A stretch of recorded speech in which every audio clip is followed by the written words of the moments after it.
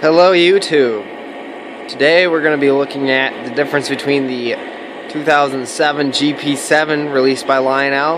This is a 2011 model GP9 released by Lionel. And I know some of what videos I've seen on YouTube show the GP7, which is here, but it is wrong with the sound package presented.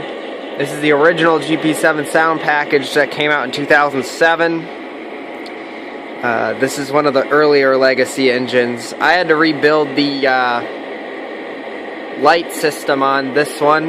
They gave out on me after 10 years of operation. So I rebuilt them with the 2010 parts for the GP7s by Lionel. They do have the yellow number boards still. You can see present. Versus the 2011 model, I have LEDs in the engine. They both show the red on them towards the back. The red right there. And then this one's the 2010 version, and the red right there, but obviously the number boards are like that. What is the difference between the two engines? Well, a lot. This one has road specific numbers, and it'll say it in the Crew Talk dialogue 626. This one's just the regular dialogue, so any diesel from 2011 I pull out of my fleet would have the same dialogue as the GP9. This is one of my favorite engines. I was sitting idle for 2 years because the sound quit on me, but it's running nicely now. The Great Northern GP7, these are kind of hard to find now, so I had to send it in for smoke unit rebuild, which it needed, and I got the lights rebuilt because the wiring inside had just gone out, and so I just rebuilt both sides completely. It's working great again. I had some wiring issues on the speaker system too, but it's running nicely again, which I enjoy seeing. And then this is the Lionel GP9, came out in 2011. This is the Northern Pacific version 317. I have another video on it online. You can check it out. And this one is not correct for NP necessarily for 317. This one was a transfer run diesel. Bell is not supposed to be there. Air horns, I don't know if they're correct. Beacon is correct.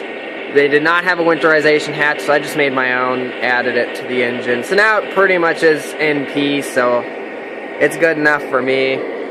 Runs nicely, looks nice. So, and then what we're doing today is we're reviewing the sound packages, because this is the difference between the early GP7s that came out in 07 and this is the GP9s. They stuck the GP9 package in the 2010 versions of the GP7. Needless to say, are they correct? I don't know. I'm not an expert on the ones that came out, like the Western Maryland. I don't know. So if someone would comment, that'd be awesome. They do have difference between bells and air horns. This one has a more common, nice bell sound. This one has yellow lighting too in the cab frame versus LED in this one. There's a few differences when you rev it up.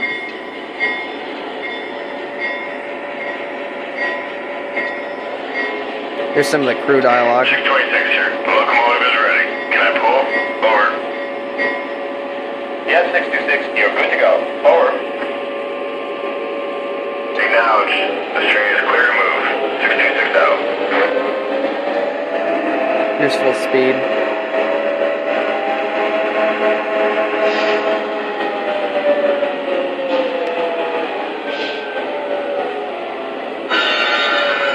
Air brake's different.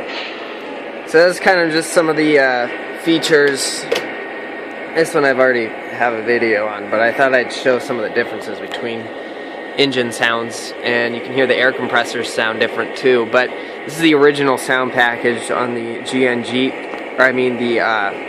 GP7s from Lionel. This is the 2011 version GP9. Obviously the GP9 sounds are correct.